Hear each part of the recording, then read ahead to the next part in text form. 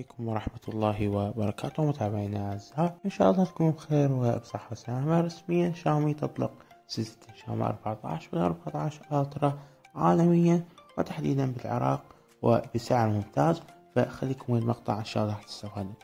طبعا الجهاز راح يجي بنسخة وحيدة هي رام 12، تقدر تضيف لها إضافة راح تصير رام 24 جيجا بايت مع 512 جيجا بايت وبسعر 1,069,000 دينار عراقي. هاي أعلى نسخة، يعني تقريبا إذا نقدر نحسبها بالدولار تطلع بحدود 700 دولار، وهاي القيمة خلينا نشوف ايش راح تحصل هذا الجهاز. من ناحية التصميم فالجهاز راح يجيك بظهر زجاجي عليه غوريلا جلاس فيكتوس للحماية، وإطار من الألمنيوم متين وممتاز، نعرف مصنعية شاومي القوية.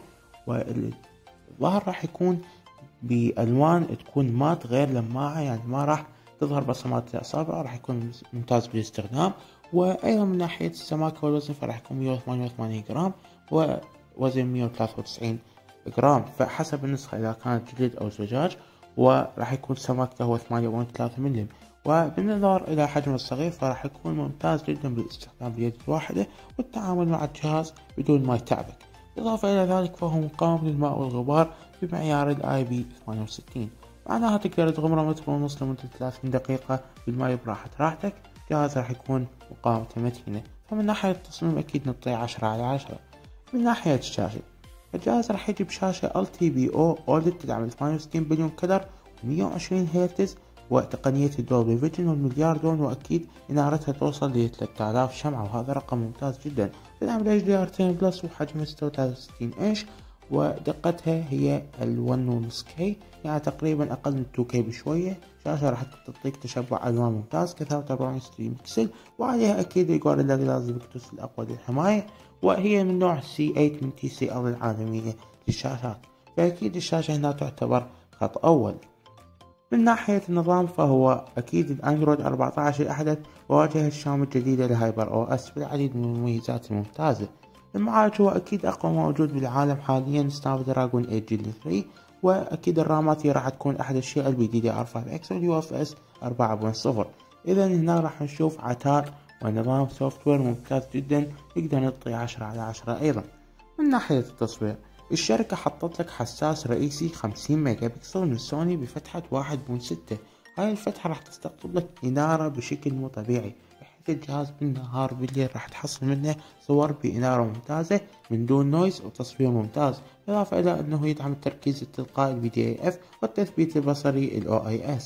كذلك عندك أخرى كاميرا 50 ميجا بكسل أوبتيكال راح تعطيك تقريب بصري 3.2، وراح يعطيك تصوير ممتاز جدا بالبورتريه والعزل، وراح تكون ايضا بها تثبيت بصري OIS وتركيز تلقائي.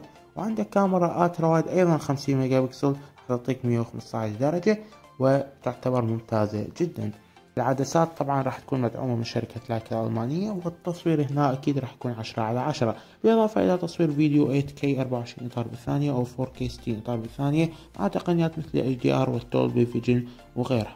الكاميرا الأمامية راح تكون 32 ميجا بكسل تدعم 4K مع 60 إطار بالثانية، وهذا شيء ممتاز ننتظر من شاومي تضيفه بأجهزتها ونضاف مع هذا الجهاز وراح يستمر للأجيال القادمة. كذلك الجهاز راح يجي مع سماعات ستيريو سبيكر والواي فاي 7 الأحدث، أحدث جيل من الواي فاي، وبلوتوث 5.4 أحدث جيل من بلوتوث. وكذلك راح يدعم بصمة أسفل الشاشة سريعة ممتازة جدا. بطارية 4610 ملي أمبير، شاحن خارق 90 واط بالكرتونة، نعم بالكرتونة. وراح يدعم أكيد شحن لاسلكي 50 واط وشحن عكسي 10 واط. طبعا الجهاز يعني حصل أرقام ممتازة جدا على أنتوتو بحدود 2,000,000 نقطة، وهذا يعتبر شيء جدا ممتاز.